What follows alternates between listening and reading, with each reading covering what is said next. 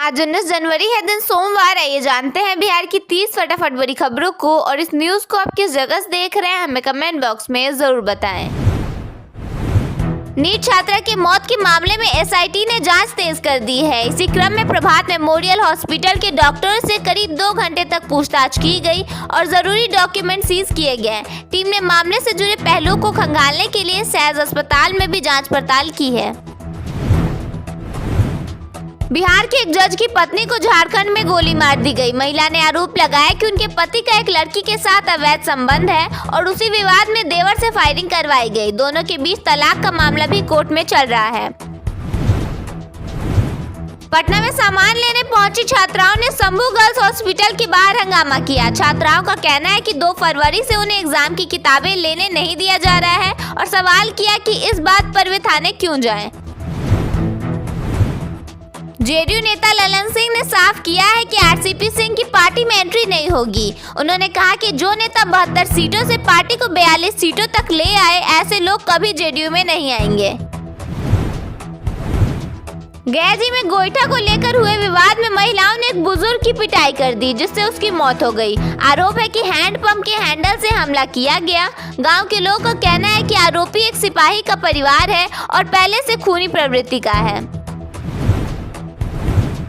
जमुई में मोरा बालू घाट विवाद को लेकर सांसद अरुण भारती का ग्रामीणों ने घेराव किया। ग्रामीणों ने आरोप लगाया कि बालू घाट के कारण सिंचाई बाधित हो रही है। इस दौरान करीब 20 मिनट तक दोनों पक्षों के बीच बहस होती रही। बांका में मोबाइल चोरी करते हुए एक युवक को पकड़ लिया गया। एक महिला ने हिम्मत दिखाते हुए उसे पकड़ा, जिसके बाद भीड़ ने पिटाई कर दी। सूचना पर पहुंची पुलिस ने युवक को हिरासत में ले लिया है। पटना में बुलडोजर कार्रवाई के विरोध में मंत्री की गाड़ी का घेराव किया गया। प्रदर्शनकारी कार के नीचे घुसकर लेट गए और जमकर हाय हाय के नारे लगाए। भागलपुर में पुआल में भीषण आग लग गई। मौके पर दमकल की 5 गाड़ियां पहुंची, लेकिन पानी डालने के बावजूद आग करीब 10 घंटे तक सुलगती रही। पीड़ित किसान ने नुकसान के बदले मुआवजे की मांग की है। वैशाली में एक मुस्लिम लड़की का सिंदूर लगाते हुए वीडियो सामने आया है। लड़की ने बताया कि उसने अपनी मर्जी से हिंदू लड़के से शादी की है और दोनों के बीच 4 साल से दोस्ती थी। वीडियो में वह 5 बार मांग भरते हुए नजर आ रही है। बिहार के 20 जिलों में घने कोहरे को लेकर येलो अलर्ट जारी किया गया है। मौसम विभाग के अनुसार 20 जनवरी के बाद ठंड एक बार फिर रफ्तार पकड़ सकती है। मुख्यमंत्री नीतीश कुमार ने मोतिहारी में समृद्धि यात्रा के दौरान बिहार के औद्योगिक विकास पर जोर दिया। उन्होंने पूर्वी चंपारण की बंद चीनी मिलों को फिर से चालू करने, अगले 5 वर्षों में नए उद्योग खोलने और 1 करोड़ सरकारी नौकरी व रोजगार देने की घोषणा की। मुख्यमंत्री ने जाति गणना में चिन्हित 94 लाख गरीब परिवारों को आर्थिक सहायता और महिलाओं को सशक्त करने के लिए भी योजनाओं का जिक्र किया। बिहार की महिलाओं को 10,000 के बाद अब 10 लाख रुपए देने की तैयारी है। राज्य सरकार की तरफ से इसे लेकर खास प्लानिंग की गई है। सरकार का उद्देश्य है कि महिलाएं छोटे काम तक लिमिटेड ना रहें, बल्कि बड़े लेवल पर सेल्फ इंडिपेंडेंट होकर रोजगार कर सके। बिहार सरकार के मंत्री श्रवण कुमार ने क्लियर कर दिया है कि राज्य में जो भी जीविका दीदियां बड़ा रोजगार करना चाहती हैं, उन्हें बैंकों से 10 लाख रुपए तक का लोन दिया जाएगा।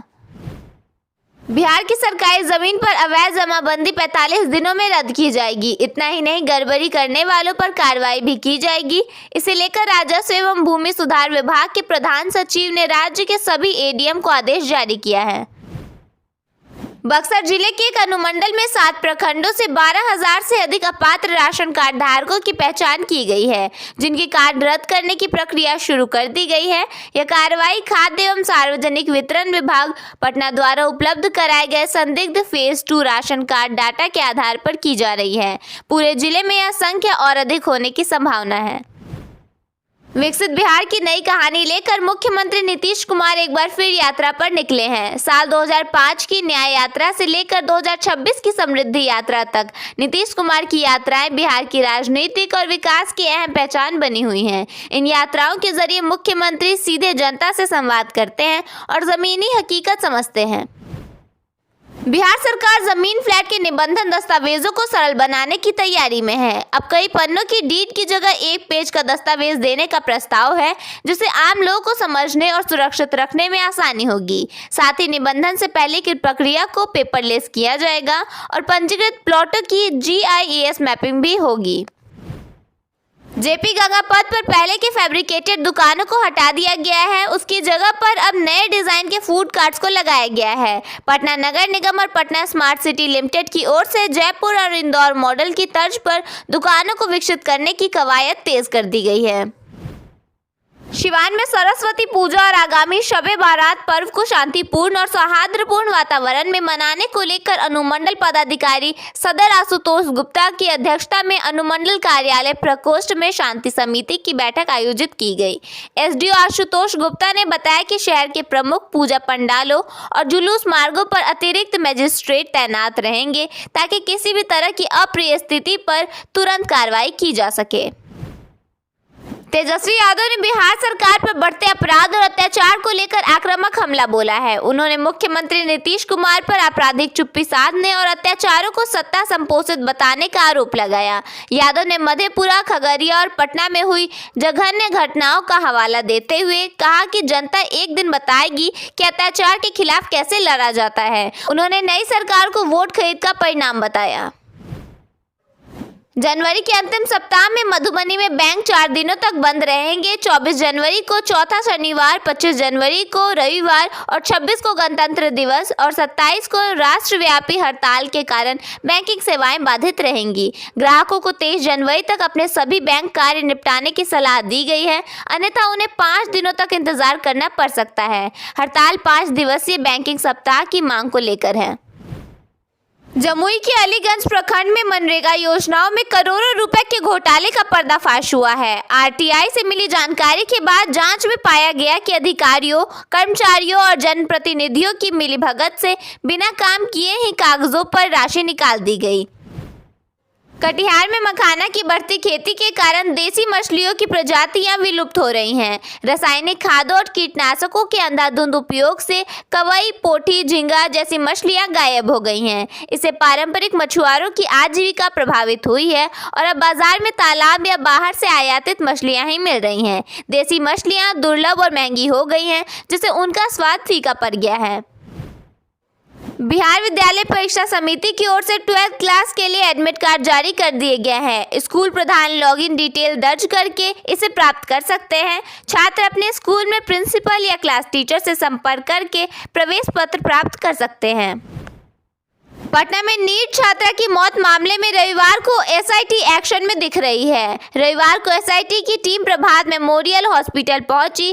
टीम यहां 2 घंटे तक रही और डॉक्टर से पूछताछ की गई। जानकारी के मुताबिक कुछ डॉक्यूमेंट भी सीज किए गए हैं। मेडिकल हिस्ट्री खंगाली जा रही है। मधेपुरा में शनिवार को दर्दनाक सड़क हादसे में 4 दोस्तों की मौत हो गई। हादसा इतना भीषण था कि कार के परखच्चे उड़ गए। जानकारी के मुताबिक सभी दोस्त बच्चे को देखकर लौट रहे थे। मामला सदर थाना इलाके से जुड़ा हुआ है। पटना से बक्सर आ रही एक सवारी गाड़ी में देर रात वर्ना स्टेशन के पास 2 अपराधियों ने महिला यात्रियों से लूटपाट की। मौनी अमावस्या पर गंगा स्नान के लिए जा रही इन महिलाओं को चाकू दिखाकर उनके पायल और नथनी छीन लिए गए। बक्सर GRP ने मामला दर्ज कर लिया है और अपराधियों की पहचान के लिए CCTV फुटेज खंगाल रही है। हालांकि अभी तक कोई गिरफ्तारी नहीं हुई है। आम आदमी पार्टी के राष्ट्रीय संयोजक अरविंद केजरीवाल कल से 3 दिन के गुजरात दौरे पर पहुंचे हैं। दौरे की शुरुआत में उन्होंने दावा किया कि राज्य भर में आम आदमी पार्टी की रैलियों में उमड़ रही भीड़ गुजरात में राजनीतिक बदलाव का संकेत दे रही है। उन्होंने कहा कि गुजरात की जनता पुराने विकल्पों से निराश होकर आम आदमी पार्टी की ओर उम्मीद भरी निगाहों से देख रही है। अरविंद केजरीवाल ने कांग्रेस पर भी निशाना साधते हुए कहा कि गुजरात के लोगों को अब कांग्रेस से कोई उम्मीद नहीं बची है। Directorate General of Civil Aviation ने एयरलाइन कंपनी इंडिगो पर लगभग 23 करोड़ का जुर्माना लगाया है। DGCA ने एक्शन 3 से 5 दिसंबर 2025 के बीच इंडिगो की 2507 फ्लाइट के कैंसिल होने और 1852 फ्लाइट के ऑपरेशन में देरी होने पर लिया। इस कारण 3 लाख से ज़्यादा यात्रियों पर परेशानी हुई थी। नागरिक उड्डयन मंत्रालय के निर्देश पर DGCA ने मामले की जांच के लिए 4 मेंबर वाली कमेटी बनाई थी। कमेटी के मुताबिक इंडिगो मैनेजमेंट ने ऑपरेशन में देरी या आपात हालत से निपटने की पर्याप्त तैयारी नहीं की थी। ईरान के विदेश मंत्रालय के प्रवक्ता इस्माइल बाक़ई ने उन रिपोर्ट्स को खारिज कर दिया जिनमें कहा गया था कि उनका देश क्षेत्र में अमेरिकी ठिकानों पर हमले की तैयारी में है। बाक़ई ने ऐसी रिपोर्ट्स को क्षेत्र को भड़काने की अमेरिकी नीति बताया। हालांकि उन्होंने ये भी कहा कि ईरान किसी भी आक्रामक कदम का पूरी तरह ताकत और बल के साथ जवाब देगा। ईरानी विदेश मंत्रालय का ये जवाब अमेरिकी विदेश विभाग के एक सोशल मीडिया पोस्ट के बाद आया है। ग्रीनलैंड को लेकर अमेरिका और नाटो सहयोगियों के बीच टकराव बढ़ गया है।